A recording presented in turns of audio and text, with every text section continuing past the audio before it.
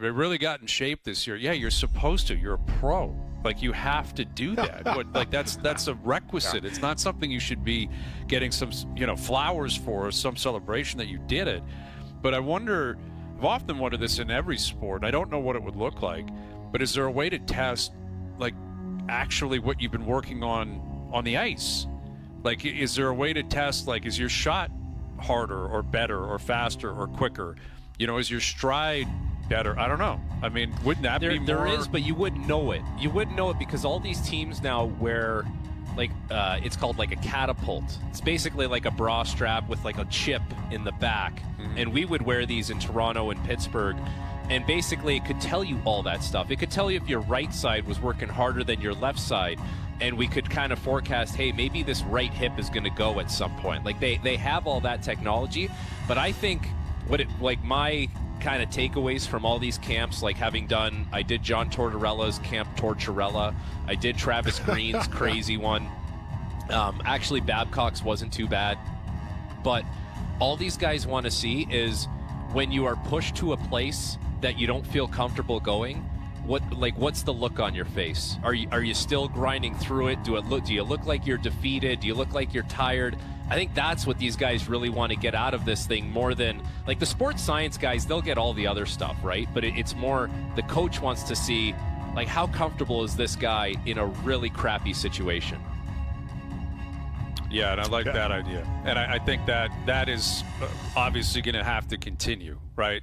Like, regardless of what the CBA says, coaches are going to have theirs. But every sport, has softened in that. Like, you talk to old school football coaches, hockey coaches too, it was always two-a-days. Like, there were two-a-days all the time. That's what it was. You showed up in the morning, you grinded for 2 hours, go have some lunch, chill for a bit, get the pads back on. We're going to hit again in the afternoon. And, they're still complaining about that, and the game's softer now, and the game's not as good, even though there was no evidence that the two-a-days actually meant anything come the season. It was just a way for, I think, coaches to get into the action and get things going. But all you guys bring up good points. I am curious now about tracking, clothing deals and stuff like that for the players. Yeah. Who made it big was Cherry. Don Cherry is the guy who made it big. Yeah, that's right. When it popped, though. That's when it meant something. Right. When Don Cherry would show the players. And I don't know if you ever got on Hockey Night Strut, but I'm sure it was a big moment for you if you did. Like, look at this guy. I love him. He's the best. Look at how good they look. Like, that's what Cherry used to do all the time. And kind of glorify, the suits and how good guys look when they're walking in the rink. It was the best. And that was it. That's all I remember, because you're right. On a Tuesday night on Global, I don't remember them showing guys walking into the Gardens, back in the early 90s. It was basically hockey night, and it was Coach's Corner. That's when it started.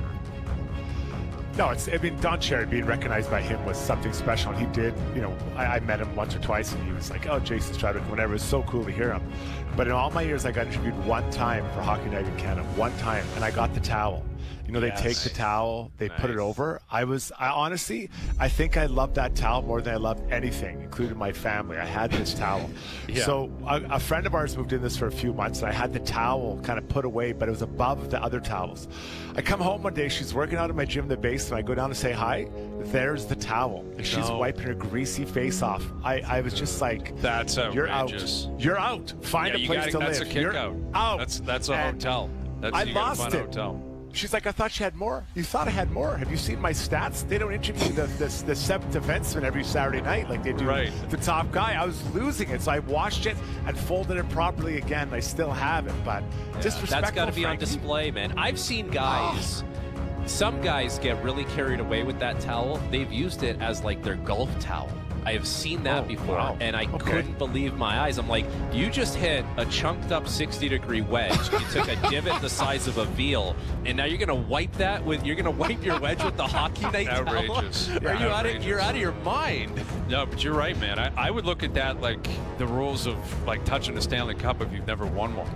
Yes. You can't touch a Hockey Night Canada towel if you never played. Like, if it wasn't given to you by like the producer, it's Scott Oakes standing beside you or whatever. Yes. Like you can't do it. I'm sorry. Like those are sacred threads. And Struddy, were that's- you in the league when they implemented the 3-hour rule at training camp? Yes. So my first training camp, practice, game, practice. We were there all day. I came out of there, I was so tired. I'm like, I'm not in shape. I remember calling the guy who kind of worked me out this summer. He's like, how's it going? I said, I'm out of shape. I can't. He's like, well, what are you doing? Like, we're having to practice the game and practice.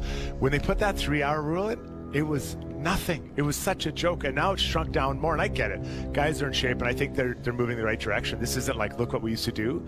But just to give you a sense, it was so hard. You were so tired at the end of the day. You just drag yourself back to your room, try to eat something, just pass out. It was incredible how hard it was.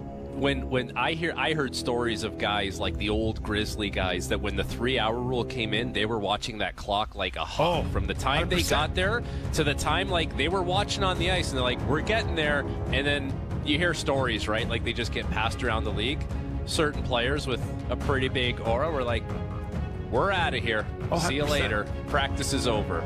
I was with the Blackhawks, and Steve Sullivan called the PA because we were out there longer than 3 hours. And the next day, it was timed. It was beautiful. It was actually beautiful because if you can't do it in 3 hours, I mean, come on, let's get, we're coming pretty much in shape. Yeah, and he just, I remember he said, I called the PA and they're going to get it straightened out next day, 3 hours. Who do you call at the PA? Like, are you at that I don't point, know. are you calling Bob Good now, I guess it would have been? Are you calling him directly? Saying, like hey, a Bob, player are we rep. 2 minutes over here? Like, someone's got to Everybody's snap got a the whip. rep at the PA, right? Like every team has like your corresponding guy that you go to, and then it goes to the top from there. And that's why you how it have was. the CBA and you have unions, but that's also why you have, seniority and guaranteed contracts, because I guarantee you, if it's not a guaranteed contract, I don't think Steve Sullivan's making that call.